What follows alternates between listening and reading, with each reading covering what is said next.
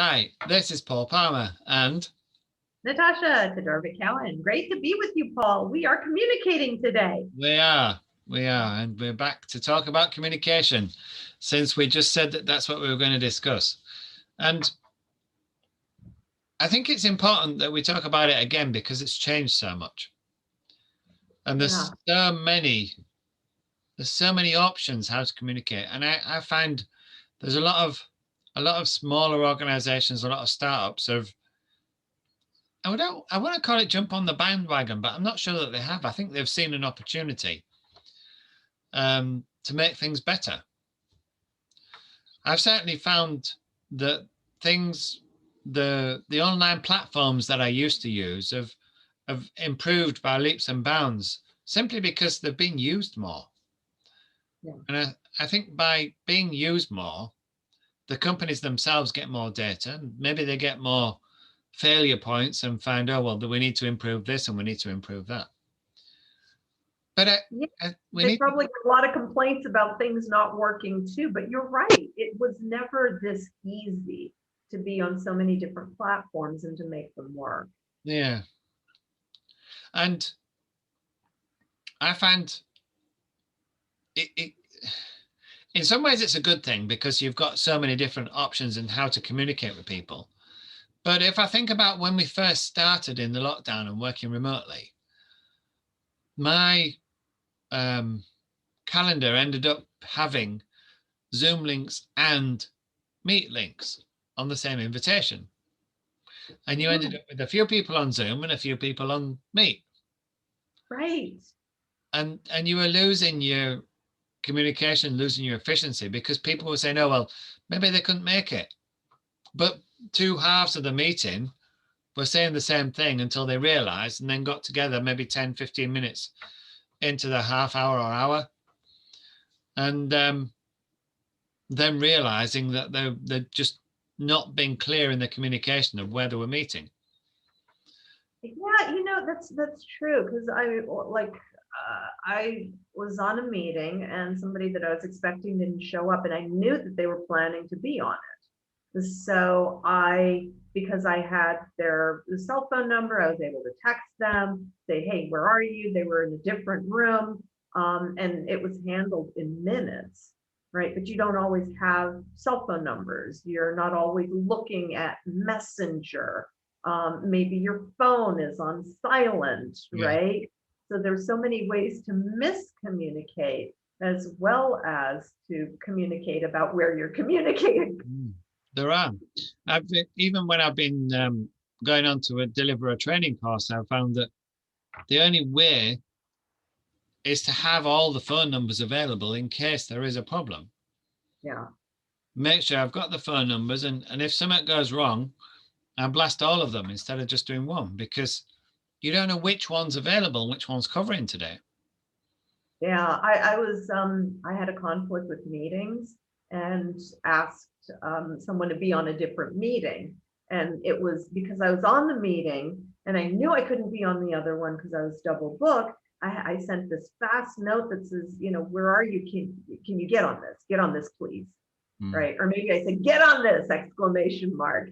And, because there are these short communications, we had a misunderstanding, which is like, why are you so pushy and demanding? It's like, no, it was urgency. It wasn't demanding. It was, I couldn't be there. And it was important to us.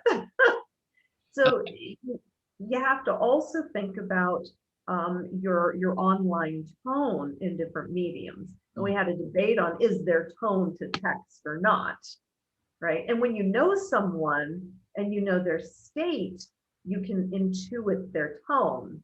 But if you don't know what state they're in, or they're communicating in a different way than you're used to seeing, that's discombobulating because people have their persona, their online persona.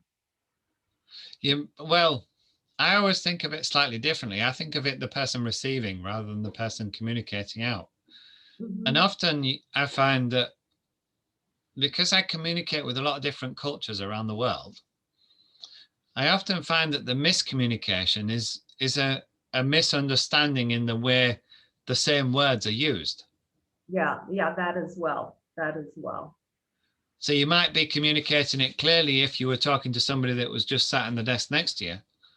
But because it's somebody that's maybe their second or third language is the one that you're communicating in, it's really hard to know if they've got the right understanding without getting some sort of feedback.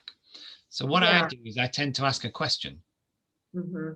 And based on the response, rather than just assuming that they've understood it, based on the response, then I say to myself, well, they didn't get that in the right way that I was intending it, or yes, it came through clearly.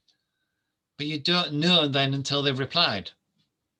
Yeah, and what I try to do in those cases is I'll shorten my sentence structure and make it very, very short. And I'm with you. I try to think of what they'll be translating on their end and make it as clear as possible with simpler words.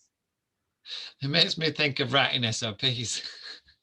in in pharmaceuticals, when you're doing the quality assurance, you want to be writing SOPs as succinctly and at a basic level so that it's really clear and obvious. And to do Yeah, it a lot of the time, you want to add extra media in there. So you want to put a picture in there or a diagram or a flow chart or something that aligns with the text rather than just putting a big pile of text. And the worst SOPs for me are 5 pages of block text. mm, And there's no spacing, there's no headers, there's no bullet points, there's no sequence, there's no flow chart that tells you which bit relates to which. And then they forgot to put the cross reference in, but they've got the name of the other SOP as well. And you think, I really need to help you fix this. well, to me, that sounds like a draft that they have not yet given to people to find how many different ways it can be misunderstood and interpreted. Well, yes. And because a lot of people are not going to read that full block of text, they'll skim it and they will misunderstand. And the output will be that something's done wrong. And that's the core to communication, making sure that you've got a clear understanding on the other end, isn't it? Yeah, that you've got clarity of what the result is, clarity in what you're asking for or what you're communicating, Uh-huh. and enough collaboration that the flow of communication is easy and open and forgiving. Yeah. Yeah, that it's not going to end up with the wrong information getting transferred. Yeah, because those conflicts can grind that communication and connection to a halt. And poorly resolved and managed conflicts kill communication. Yeah, absolutely. And we don't want to do that. We want clear, concise communication by every channel. Okay, Natasha, I think we'll finish there. All right. Paul Palmer, and Natasha Todorovic Cowan signing out. I'll talk to you soon.